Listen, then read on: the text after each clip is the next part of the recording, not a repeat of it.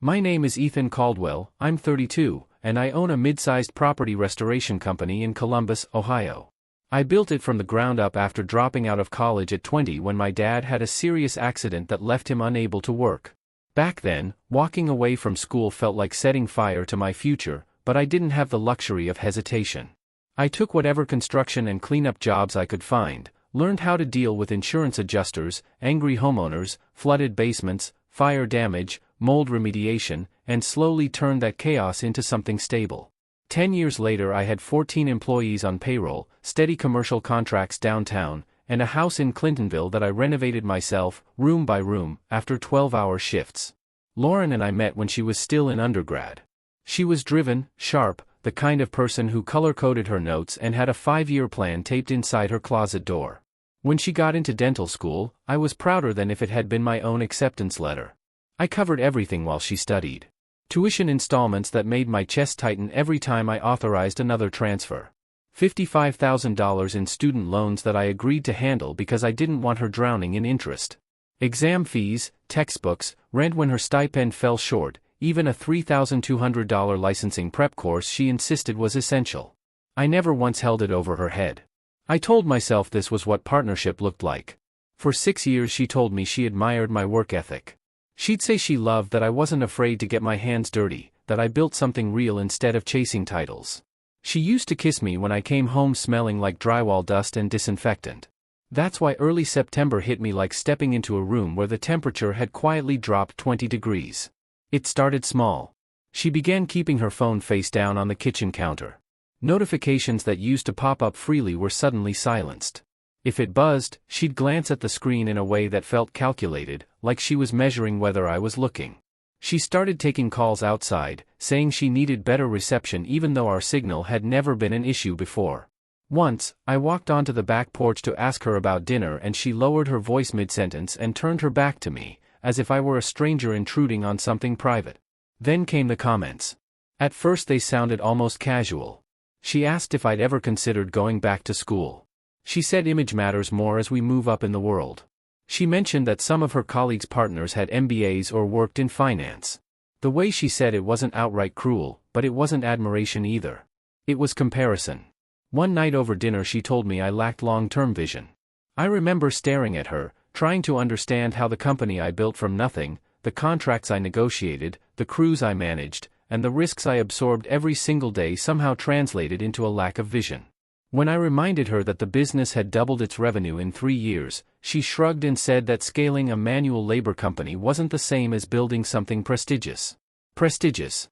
That word lingered. She started dressing differently for work, sharper, more polished, as if she were already stepping into a new version of herself. When she looked at me, it wasn't with resentment exactly. It was worse. It was detachment. Like she was reassessing an investment that no longer yielded the return she expected. I kept replaying the last 6 years in my head, searching for the moment I missed, the point where gratitude shifted into entitlement or admiration into embarrassment. I had always believed we were building a future together, brick by brick, even if my bricks were concrete and hers were porcelain crowns and patient charts.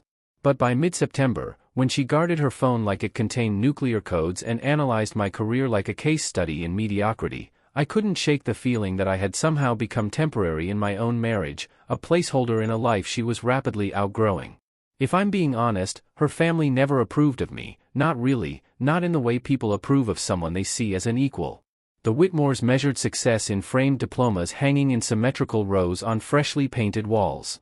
Their house in Upper Arlington looked like a magazine spread, all neutral palettes and abstract art that probably cost more than my first truck.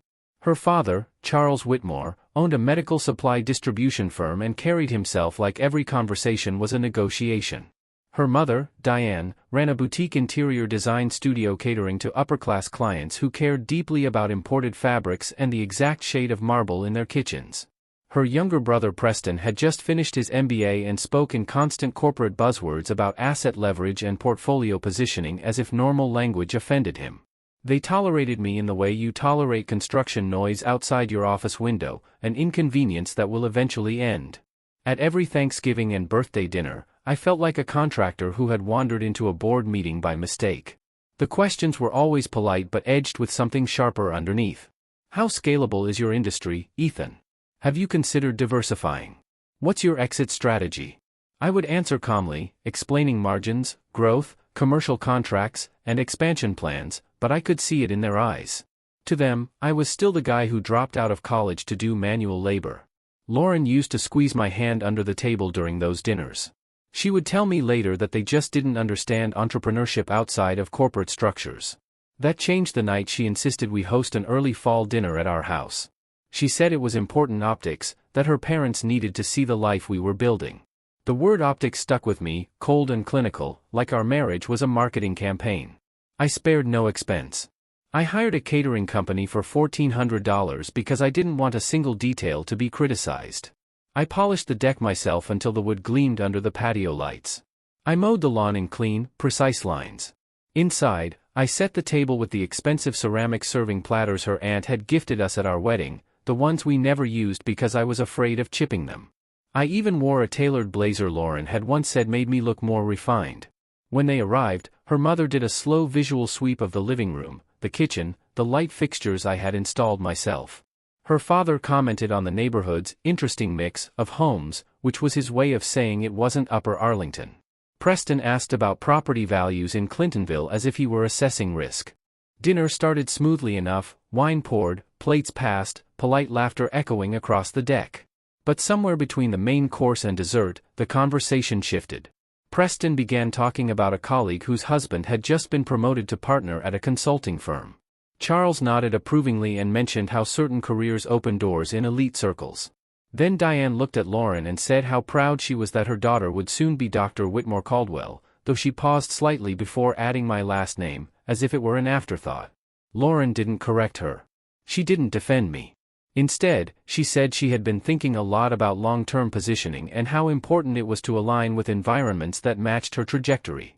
The way she said it, calm and measured, felt rehearsed. Charles looked at me and asked whether I had ever considered formalizing my education to better complement Lauren's professional image. He said clients notice these things. I felt the air shift.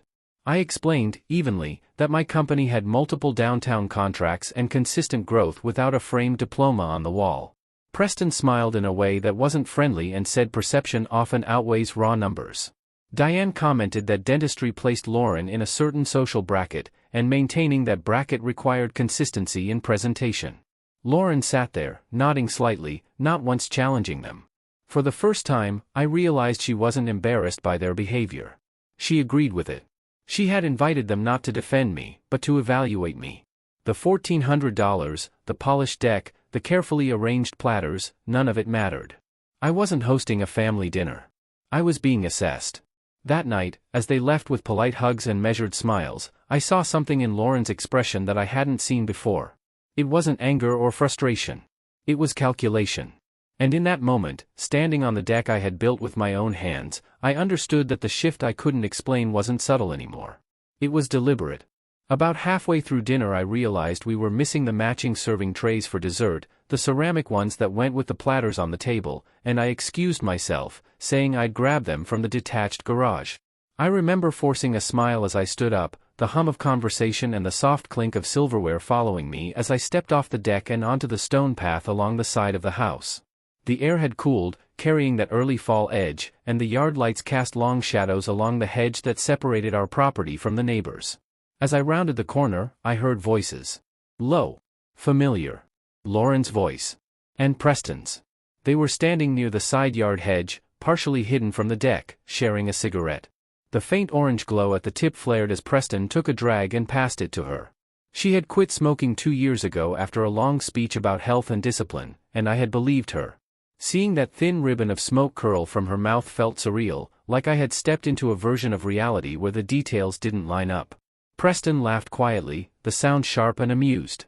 He said he still couldn't believe she married the contractor. The word contractor landed differently this time. It wasn't neutral. It wasn't descriptive. It was dismissive. Lauren didn't laugh, but she didn't defend me either. Her tone was calm, clinical, the same tone she used when explaining procedures or discussing patient charts over dinner. She said she had already spoken to an attorney. She said it casually, as if mentioning a routine appointment. She explained that once her residency contract was finalized in November, she would file. She noted that the company had grown significantly during the marriage and that under Ohio marital asset law she was entitled to half. For a moment I didn't process the words. They floated in the air between them, detached from meaning. Then they settled, heavy and suffocating. Half. Half of the company I built from 20-hour days and sleepless nights. Half of the contracts I negotiated. Half of the risk I carried personally when payroll was tight and insurance payments were delayed. My hands tightened around the ceramic plates I was holding, and I became acutely aware of how fragile they were. One wrong movement and they would shatter against the concrete. My blood felt like it had drained from my body, leaving a cold, hollow sensation in its place. Then she said another name. Dr. Nathan Carter. Her supervising dentist. Married when she met him. Recently separated. She said he thought they should wait, that there was no reason to file before her partnership offer was secured.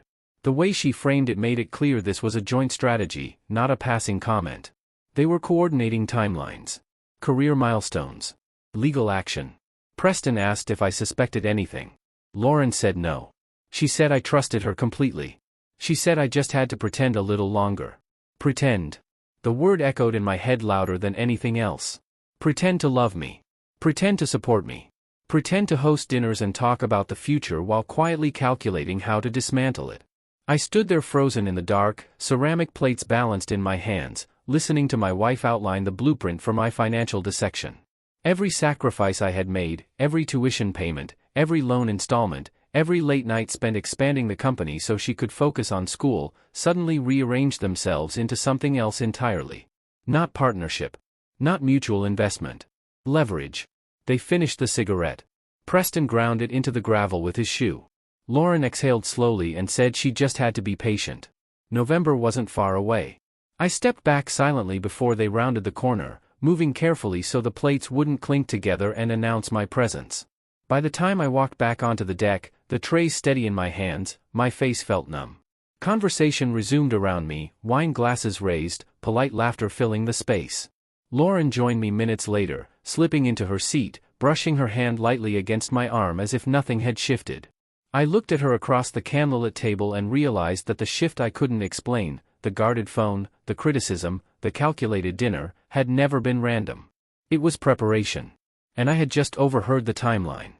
I walked back onto the deck with the serving trays balanced carefully in my hands and a smile fixed so precisely on my face that my cheeks started to ache. I set the trays down, carved the turkey, refreshed wine glasses, and nodded along as Charles launched into a critique of the housing market, explaining how interest rates were reshaping buyer psychology as if he were delivering a keynote. I responded when spoken to, kept my tone steady, even laughed once or twice at something Preston said about market corrections. Across the table, Lauren played her role flawlessly. She laughed at the right moments, touched my arm lightly when she spoke, leaned into me just enough to signal unity. If I hadn't been standing in the dark 15 minutes earlier listening to her outline my financial undoing, I would have believed every gesture. I studied her face when she thought no one was looking. Calm. Composed. Not a flicker of guilt. The performance wasn't strained. It was practiced. When her parents finally left and the driveway emptied, she helped me carry a few dishes inside, moving with the same relaxed rhythm she always had. In the kitchen, she wrapped her arms loosely around my waist and kissed my cheek, telling me I was such a supportive husband and that she appreciated everything I did for her. Her voice was warm, affectionate, convincing. If words could erase reality, hers might have. I told her I was proud of her. I meant it in a way she would never understand. We cleaned up in near silence after that, the clink of plates against porcelain sounding unnaturally loud in the house. She went upstairs before me, saying she was exhausted. I finished loading the dishwasher and stood in the dark kitchen for a long moment, staring at the reflection of the backyard lights in the window. My chest felt tight, not with anger yet, but with something heavier. Clarity. I waited until her breathing evened out. When I walked into the bedroom, she was on her side facing the wall, one hand tucked under her pillow. I stood there for a moment, listening, making sure she was fully asleep. Then I went downstairs and opened my laptop. Our joint bank account was the first thing I checked. I told myself I was being paranoid, that maybe the attorney conversation had been hypothetical. The transaction history loaded slowly, each line appearing one after another. Over the past 5 months, there were small transfers I hadn't noticed before. $800. $950. $675. Always under $1,000. spread out just enough to avoid triggering any alerts. When I added them up, the total came to $11,600. Siphoned quietly. My hands were steady now. Too steady. Next, I picked up her laptop from the dining room table. It had never been password protected before. We had always known each other's passcodes. I entered her birthday first. Incorrect. Then our wedding date. Incorrect. On the third try, I typed in the name of her dental school. The screen unlocked.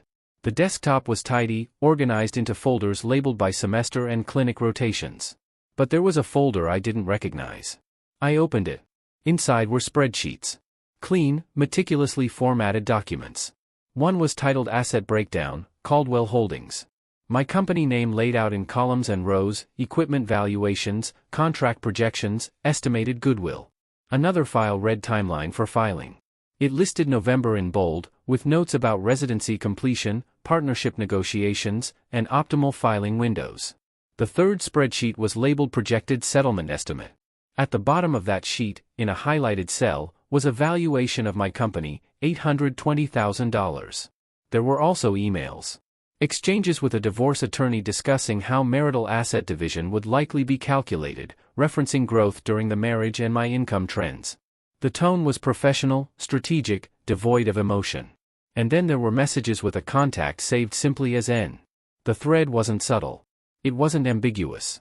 It was intimate in a way that felt invasive, and strategic in a way that felt rehearsed. They discussed timing, optics, public perception. He reassured her that patience would maximize her leverage. She updated him on financial details she had clearly gathered deliberately. They spoke about the future as if I were an obstacle already cleared. I sat there in the dim light of the dining room, scrolling through evidence of a life being dismantled behind my back, and realized that nothing about this was impulsive. It was calculated down to the dollar. Every affectionate touch at dinner, every compliment about my support, every late-night study session I had funded, had existed alongside spreadsheets mapping out my division into percentages. Upstairs, she slept peacefully in the house I renovated, under a roof my company had paid for, unaware that I now knew exactly what November was supposed to bring. The messages with Dr. Nathan Carter stretched back 7 months, long before September, long before the sudden coldness and guarded phone and talk about optics. At first the thread read like standard professional communication between a supervising dentist and a resident. Case discussions. Patient follow-ups. Recommendations about technique and continuing education. The tone was formal, concise, appropriate. Then gradually the language softened. Compliments slipped in between clinical notes. He told her she was the most capable resident he had mentored. She responded with gratitude that felt just slightly too personal. Inside jokes formed. Messages extended later into the evening. By month 3, the shift was undeniable. He commented on how well she handled pressure. She replied that she learned to compartmentalize. He asked if she ever felt held back by her environment. She said sometimes ambition requires difficult decisions. The subtext wasn't even subtle once I knew what I was looking at. Then the thread crossed a line that erased any illusion of professionalism. There were hotel bookings forwarded with confirmation numbers. Photos of room interiors sent with comments about discretion. Careful scheduling around my work hours, mapped out with chilling precision. She would text him that I had an overnight commercial cleanup job downtown and he would respond with a time and a location. He advised her which credit card to use to avoid patterns. He reminded her to delete rideshare histories. It wasn't reckless. It was orchestrated. What unsettled me more than the affair itself was the strategy woven through it. He didn't just sleep with her. He coached her. He recommended his own divorce lawyer, praising him as aggressive but efficient. He explained how to document financial inconsistencies, how to frame business reinvestments as hidden income, how to question valuation methods to pressure a larger settlement. In one message, he outlined how courts sometimes respond to perceived power imbalances and suggested she emphasize emotional neglect caused by my work schedule. She responded with bullet points, as if drafting a presentation. They discussed my company like an acquisition target. Growth rates. Contract stability. Equipment assets. He encouraged her to gather as much documentation as possible before filing. He told her patience would maximize leverage. One message stopped me cold. He wrote that once she was free, they could finally build something that matches our level. Our level. The phrase sat on the screen like a verdict. It wasn't about love or passion or even rebellion. It was hierarchy. They had placed themselves on a tier above me, measuring worth in titles and affiliations, and I was the temporary foundation beneath their ascent. I felt anger then, but it was controlled, contained behind something steadier. Betrayal is one thing. Being studied, assessed, and positioned like a financial instrument is another. I didn't wake her. I didn't slam the laptop shut. I didn't confront her with screenshots or accusations. Instead, I closed everything carefully, returned the laptop exactly where it had been, and went into my office. My hands moved with deliberate calm as I searched for a business litigator rather than a family attorney. If she wanted to turn this into a strategic operation, I needed someone who understood strategy. By mid-morning the next day, I was sitting across from Mark Delaney, a sharp business litigator whose reputation in Columbus was built on dismantling opponents who underestimated his clients. I laid out everything without dramatics. The overheard conversation. The spreadsheets. The valuation. The transfers. The messages. He listened without interrupting, occasionally jotting notes, his expression unreadable. When I finished, he leaned back in his chair and exhaled slowly. He said she had been planning this meticulously, and that from a legal standpoint she had positioned herself carefully. Then he looked at me in a way that felt almost assessing, and added that she had underestimated me. Those words landed differently than anything I had read the night before. Not emotional. Not reactive. Calculated. For the first time since standing in the dark with ceramic plates in my hands, I felt something other than shock. I felt the shift of balance, subtle but real.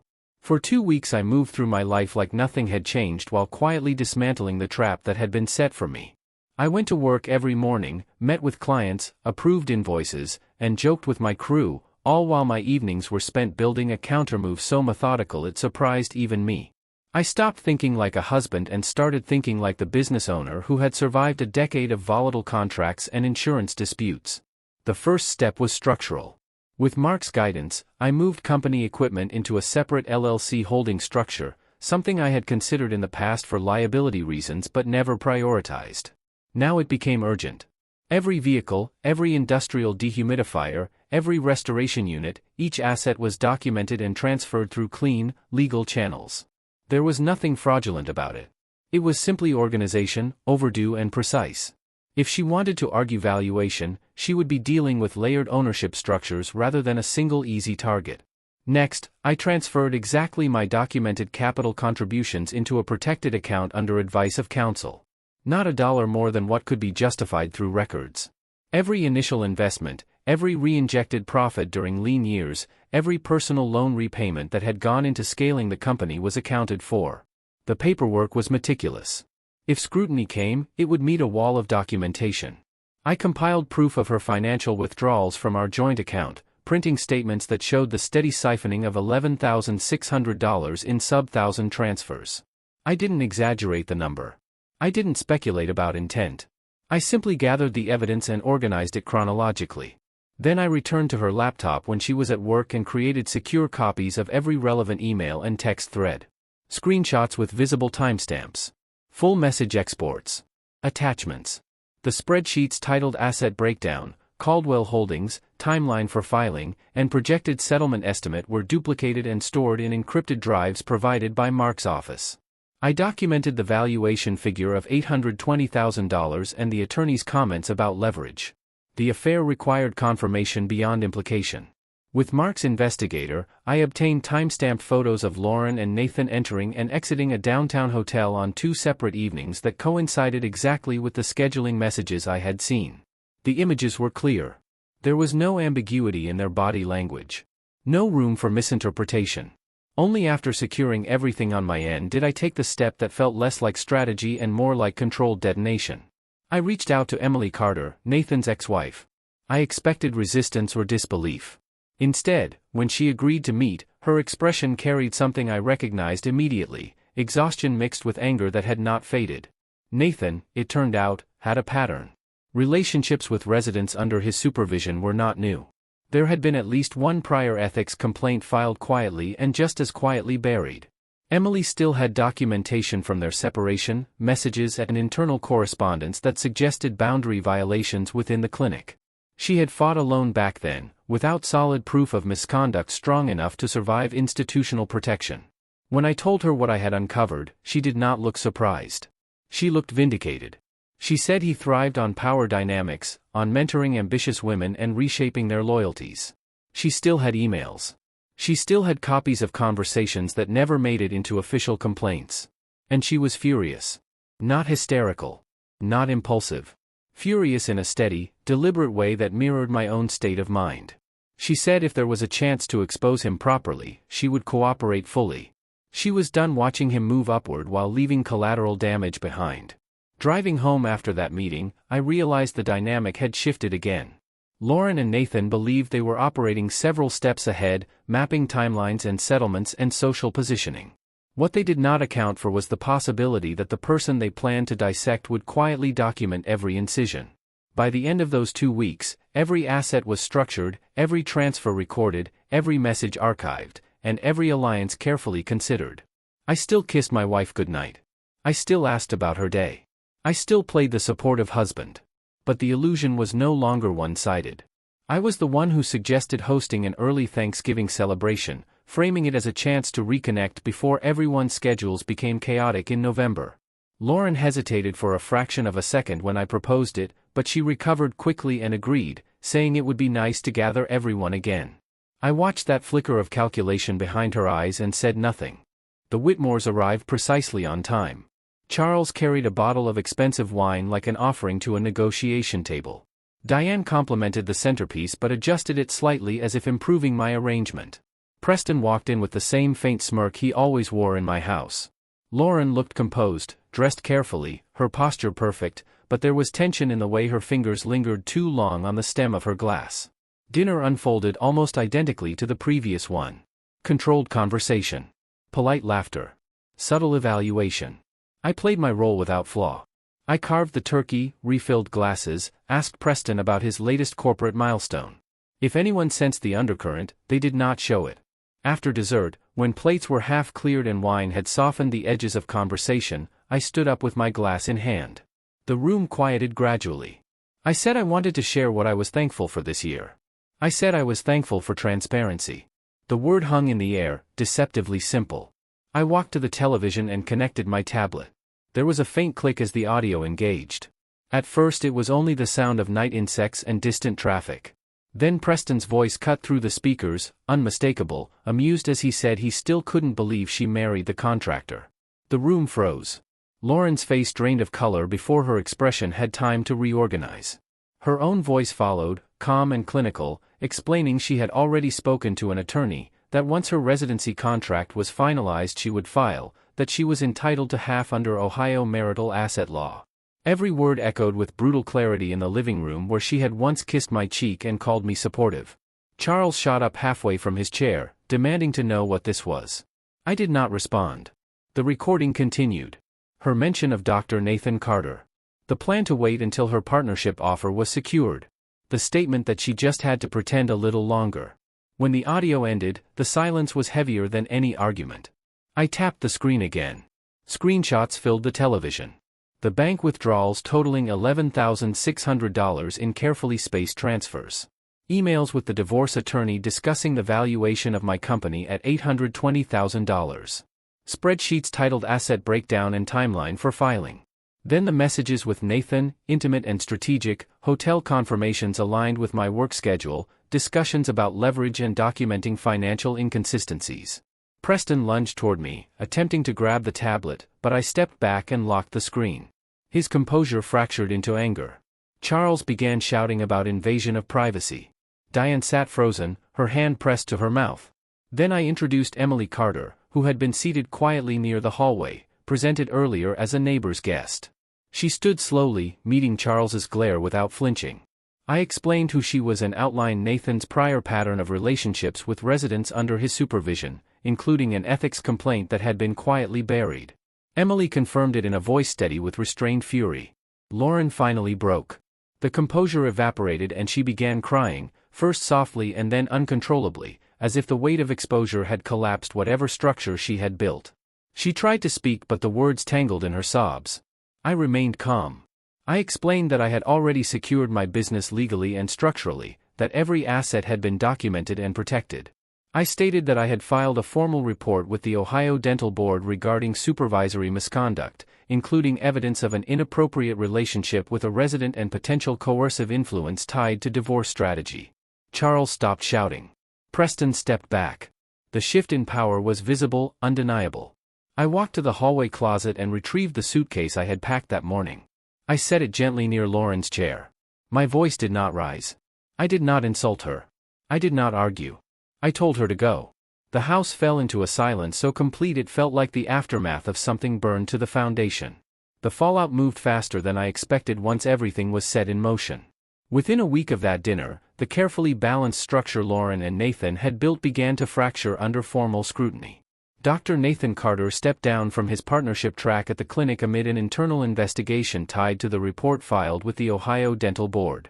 The language in the public statement was neutral, citing personal reasons and a review of supervisory conduct, but everyone in their professional circle understood what it meant. Reputation, especially in a tightly connected medical community, does not survive that kind of spotlight intact. Lauren's residency review was suspended pending the outcome of the same investigation. The clinic could not ignore documented evidence of a relationship between a supervising dentist and a resident, particularly when strategy regarding a divorce had been discussed in those communications. The optics she had once been so concerned about turned against her with brutal efficiency. Her attorney, who had initially approached the situation with confidence based on projected asset division, shifted tone quickly once my counsel presented the full scope of documentation, including the financial withdrawals, the premeditated timeline, and the structural adjustments already made within my company. The suggestion of a prolonged legal battle evaporated. She was advised to pursue immediate settlement. The divorce finalized in 4 months. There were no dramatic courtroom confrontations, no shouting matches before a judge. Just signatures, negotiations, and numbers recalculated in light of facts she had not anticipated. I retained control of my business entirely. I kept 85% of our marital assets after documented contributions and misconduct were weighed during settlement discussions. The house, which I had renovated with my own hands, I chose to sell. Not because I had to, but because I no longer wanted to walk past the hedge that had once hidden the truth from me. Lauren moved back in with her parents in Upper Arlington for a short time after the separation. The same house where I had once felt like an outsider now became her refuge. Eventually she relocated to Toledo to accept a position at a lower-tier clinic, far from the prestige and partnership track she had calculated so carefully around. I did not follow her updates closely, but word travels in professional circles, and Columbus is smaller than people think. Preston stopped texting entirely. The occasional passive-aggressive message he used to send about business trends disappeared. Charles never made good on his threats about defamation or retaliation. Bluster loses force when documentation exists. Emily and I did not rush into anything dramatic or impulsive. There were no grand declarations, no rebound theatrics. We took things slowly, grounded in transparency that neither of us took for granted. Conversations were direct. Expectations were clear. There was no illusion of superiority or strategic positioning, just two people who had both been blindsided by the same kind of arrogance and chose not to repeat it. My company now employs 22 people. This year revenue doubled compared to the previous one, driven not by revenge but by focus. I expanded contracts downtown and invested in new equipment that allowed us to take on larger commercial restoration projects. Growth feels different now. It is no longer about proving anything to anyone sitting at a polished dining table. It is simply about building something stable and honest. Sometimes I open the storage unit where I kept a few items from the house before the sale. The ceramic serving platters sit wrapped in protective paper, untouched since that final dinner. I run my hand along the edge of one and remember how carefully I arranged them, how much effort I put into presenting a picture of success for people who measured worth in framed diplomas and curated perception. It wasn't the betrayal alone that destroyed my marriage. Betrayal, as devastating as it is, can sometimes be impulsive, messy, human. What ended us was something colder. It was her certainty that I was expendable. Her confidence that she could orchestrate my dismantling and I would remain unaware, passive, incapable of response. She miscalculated one thing. She believed survival required prestige. She forgot it requires resilience.